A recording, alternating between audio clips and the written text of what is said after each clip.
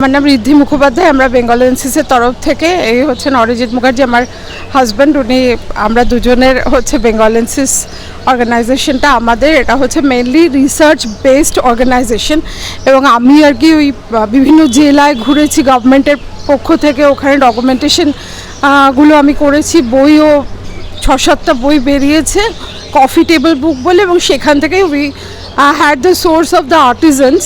এবং তারপরে আমরা রাজস্থানে গিয়েছিলাম, আর মানে গভর্নমেন্টের সোর্সে গিয়েছিলাম রাজস্থানে আর বিহারে।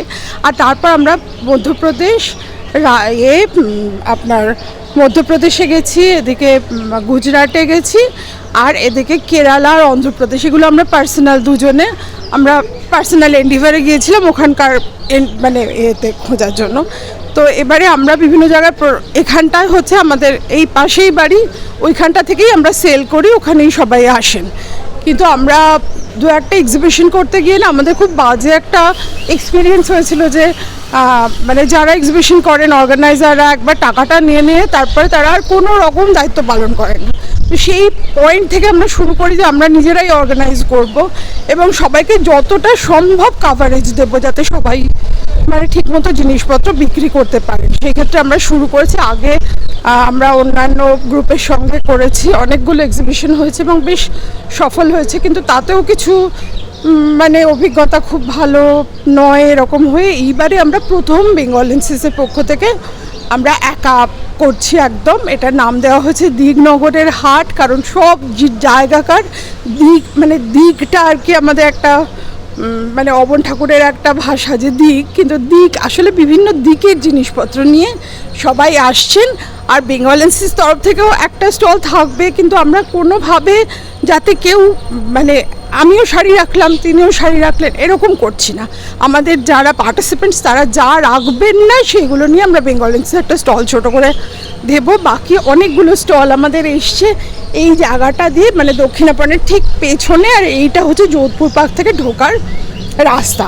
তো আমরা সবাইকে আবেদন করছি যে সবাই যেন একটু আসেন, সব কেনাকাটা ভালো করে করেন। শুধু দক্ষিণাপনে যেগুলো পাওয়া যায় সেগুলো কিন্তু এখানে অনেক অন্যরকম জিনিসপত্র পাওয়া যাবে, কারণ এগুলো হচ্ছে সব হ্যান্ডমেড, মানে সব কিছু মানে হ্যান্ড প্রোডাক্ট আর কি।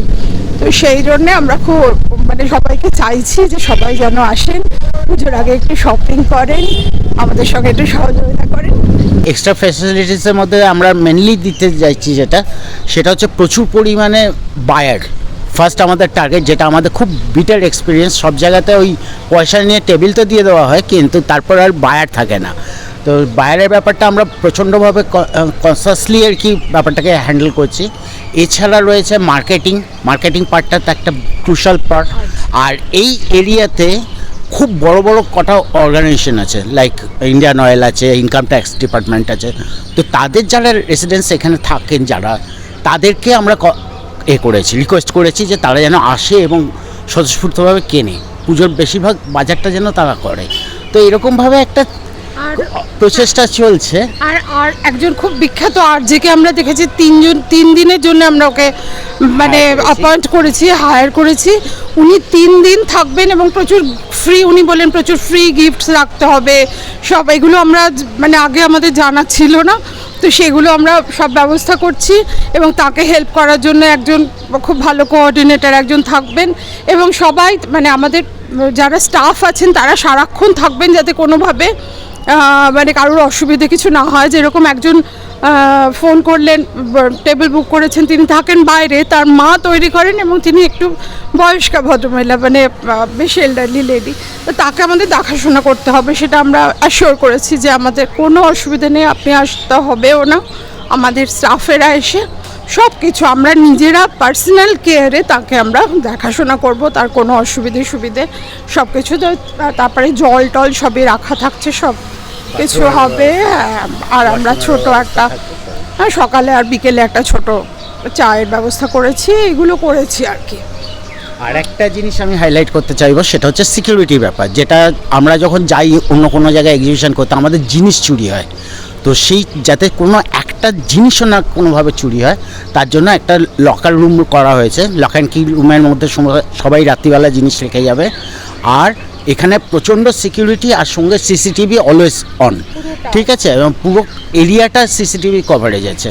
তো যার জন্য আমি যারা আসবেন তাদেরকে আমি খুব ভালোভাবে অ্যাসিওর করতে পারি যে আপনাদের একটা জিনিসও কোনোভাবে চুরি হবে না, মিসপ্লেস হবে না, এইটুকুনি আমি অ্যাসিওর করতে পারি। আপনি যেখানে যা ফেলে রেখে যাবেন পরদিন এসে তাই সেখানেই সেটা ধরে দেখতে পারবেন, একদম সরবে না, কোনো একটা জিনিসও মিসিং হবে না, এটুকুনি আমি অ্যাসিওর করতে তো পারি। এখানে আমি একটা কথা বলতে চাই যে আমাদের এই যে ইলোরা অ্যাপার্টমেন্টের যিনি আর কি ফেস্টিভ্যাল কমিটি যিনি সেক্রেটারি শ্রীমতী অদিতি বিশ্বাস, ওকে আমি বিশেষ করে ধন্যবাদ দিতে চাই যে মানে উনি এত সাহায্য করেছেন এই জায়গাটা যে আমরা হায়ার করেছি তার জন্যে, কোথায় গাড়ি দাঁড়িয়ে আছে সেটাকে সরিয়ে দেওয়া, সব রকমভাবে উনি খুব সাহায্য করেছেন। এবং বাইরে যে ব্যানারটাও আমরা টাঙাতে পেরেছি সেটাও কিন্তু মানে ওনারই জন্য হয়েছে, উনি ভীষণ আমরা কৃতজ্ঞ।